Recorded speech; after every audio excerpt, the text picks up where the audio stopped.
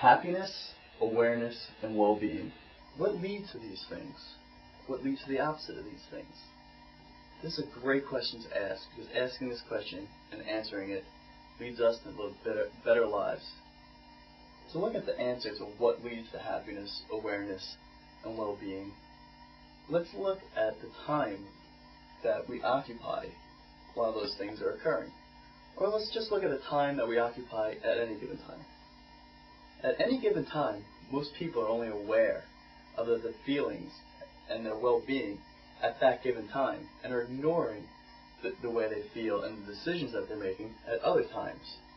And this is really bad, because once you're unaware of how you feel and your needs at other times, at that one time, you're going to be making decisions that only affect you at that one time, and you don't weigh in how that decision is going to affect you at other times.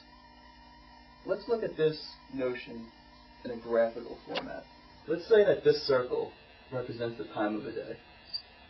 Let's take a quarter of that circle. That's 6 hours. This is one day.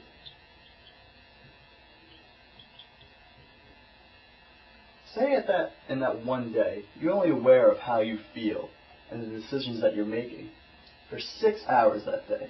That's a pretty long time.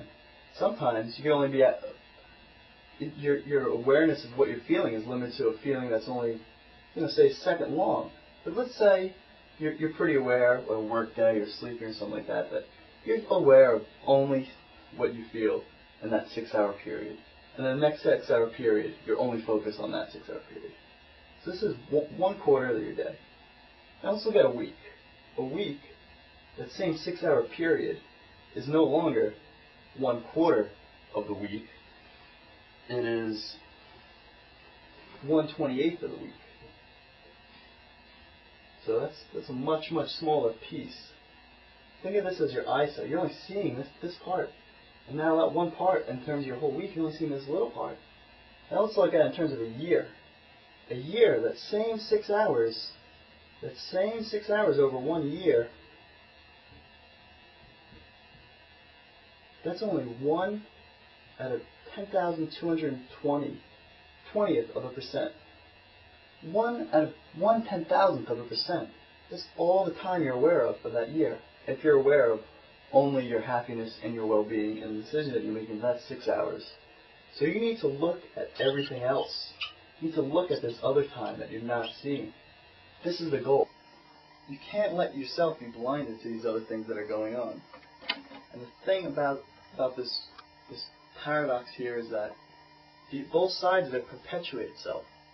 The more time you're spending looking at outside your own time, the more you see. And the more you see, the more you see. And this leads to happiness and well-being and better decision-making. But the flip side is, if you're only seeing a little bit of time, the less you see. The less you see. And the less you see, the worse decisions you're going to make. And you're going to be unconcerned about how happy you are or unhappy you are at other times. Because you live in that one brief moment. You're blind. You're not aware of the other times. Now let's look at what can help us find out how to see more and how we can gauge if we're seeing and what we're looking at here. So your environment is always good.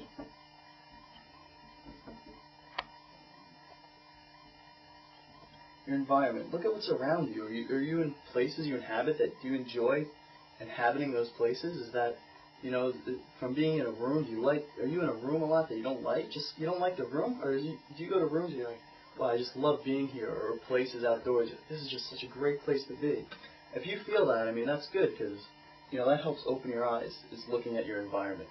Just look at your environment. Is it a good, is it a positive environment, is it a creative environment, or is it a negative and depressing environment? Is it fun? Hell, you want a fun environment. So also look at your health.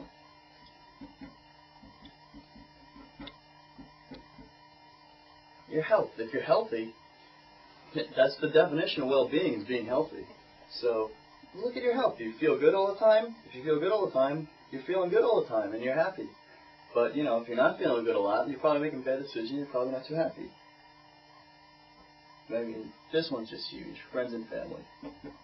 What more can you say? Yeah, man, you gotta look to them when you're not feeling good, and ask them for help. Ask them to let you know how they think you're doing, and do the same for them, and be there for them, and grow from them, and listen to what they have to say, and what you can learn from them, and things like that. Because I mean, your friends and your family, they're the ones that you're gonna learn from. They're your teachers in life, and then most of all, your spirit. I mean, just look inside. See how do you feel good inside? That's what you have to ask yourself. Do you feel good? If you feel good, then you're going to be looking more, you're going to be seeing more, and you're going to be happier, you're going to be better. If you're feeling bad, you're just going to make bad decisions, and you're not going to be happy, and it's just going to make you, and then your friends and family, and your health, and your environment cripple. These things are all connected, and the more you care about one, the more you'll care about the other. And that is what will give us what we're talking about today, which is happiness, awareness, and well-being.